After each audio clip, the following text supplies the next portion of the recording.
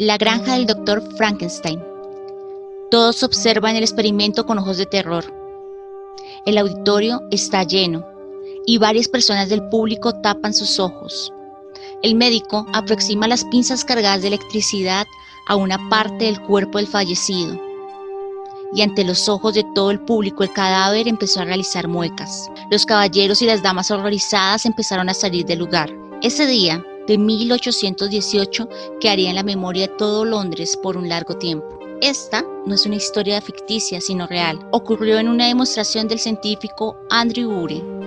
Y no es la primera vez que ocurría, pero sí una de las más significativas. Hasta el momento, varios científicos habían estado trabajando en una extraña ciencia, el galvanismo. Desde hacía miles de años se conocía que los cuerpos podían tener algún tipo de procesos eléctricos, pero en esa época, un repentino crecimiento del conocimiento del poder de la electricidad empezó a hacer que la sociedad pensara en otras posibilidades.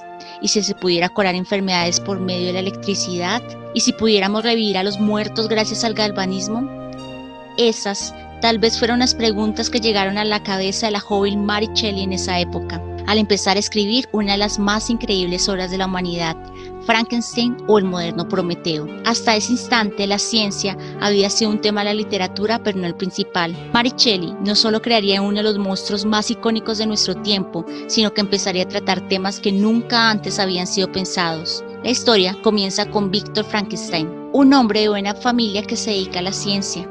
Él decide empezar a experimentar con el galvanismo. Roba algunas partes de un cementerio y crea una nueva criatura. Y funciona, está vivo. Pero la criatura creada es tan terriblemente horrenda que Víctor no logra tenerla más de unos segundos frente a sus ojos y la abandona. Pasando una serie de eventos, logra llegar a su casa donde descubre que su hermano menor ha sido asesinado. Al revisar los hechos, comprende que ha sido la horrible criatura que él creó la que asesinó a su hermano.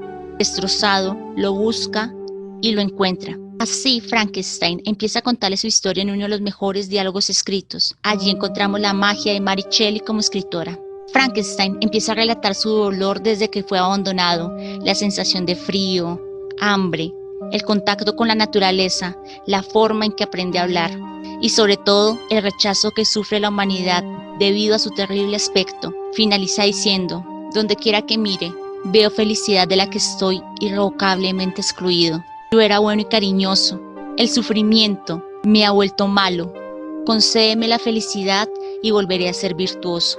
En ese instante, uno comprende que el monstruo de la historia no es Frankenstein creación, sino Victor Frankenstein, su creador. En la historia de Frankenstein, pide una compañera a su creador, siendo la decisión de él hacerlo o no. Y esto definirá su vida. Pero no les haré spoiler. Les aconsejo leer la historia. Mary Shelley no solo estableció en ese instante la ciencia ficción como un género literario, sino que permitió que se empezara a considerar de otras formas la discusión sobre los límites de la ciencia en el proceso de la experimentación. También esa nueva literatura sobre creación empezó a ser parte importante de la recepción de la ciencia. El mundo empezó a pensar que la ciencia podría llegar a cambiar nuestra sociedad. La literatura fue el canal que sirvió para nutrir la mente de nuevos autores. Hoy, como en el tiempo de Mary Shelley, hay un nuevo tema que promete cambiar el mundo y la forma en que los seres vivos han evolucionado, y es la genética molecular.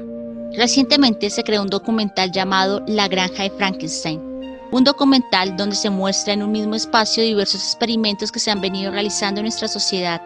Como el Dr. Victor Frankenstein, científicos de todo el mundo parecen revolucionar lo que el mundo creía que la ciencia podría ser. Hoy presentamos la creación de quimeras. Sí, una quimera es un ser que posee dos o más tipos diferentes de células con ADN en un mismo cuerpo. No es lo mismo que un híbrido, porque en el híbrido sí ocurre fusión del ADN, lo que implica que se genera un nuevo ser con un ADN combinado de dos especies diferentes.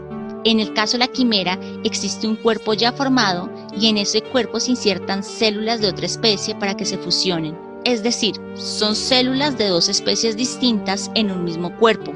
Esas son las quimeras biológicas, donde vamos a ver cómo se crean algunos órganos humanos en cuerpos de animales como ovejas. Esto no es magia, es ciencia. En la caja de descripción encuentra el link del documental completo.